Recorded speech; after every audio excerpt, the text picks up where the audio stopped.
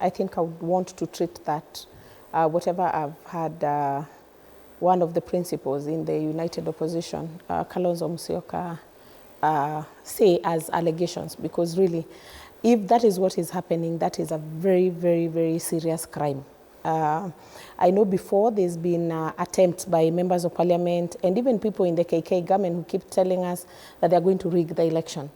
That actually sends, chills down my spine, because then I ask myself, do we really understand what we are playing with if these are some of the things that the government and IEBC and other officials are engaged in? So I really want to imagine that it is not true, but should it be true, then it means that we are playing with fire, because it is not right if we are not encouraging, or if we are not making sure that our young people in this country, I know they have to be willing to do that. They have to show the willingness to register as voters, and therefore you can't really force them to become voters in this country. However, we are not going to replace them with foreigners. That would be very, very wrong.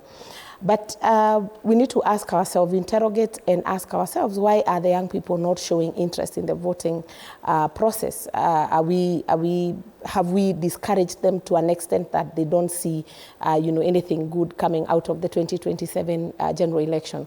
I think for us, the leadership in this country, whether you're in the opposition or you're in government, it is very important that we encourage the young people to come out and register as voters. We have said time and time again on this bench that the median age in this country right now is 19 years. And therefore it means that a lot of responsibility is bestowed upon them. And it is very important that they register as voters. It is also too early in the day to conclude that they're not going to register. I think they have time, but we must engage in serious civic education. What I see the opposition claim, like we have had right now, is not in any way encouraging the young people. Because you're already telling them, you know what, whether you come out, you don't come out, you register, you don't register, this is what William Ruto and his government are doing. So let's also be very measured in what we share out there, the things we say, because we might actually make them more and more desperate, more and more hopeless. And the moment we push our young people to that level or to that extent, then what we saw last year and sometime this year can always be repeated. But then there's something I keep insisting, and I hope we are not letting that pass or assuming that it's not happening.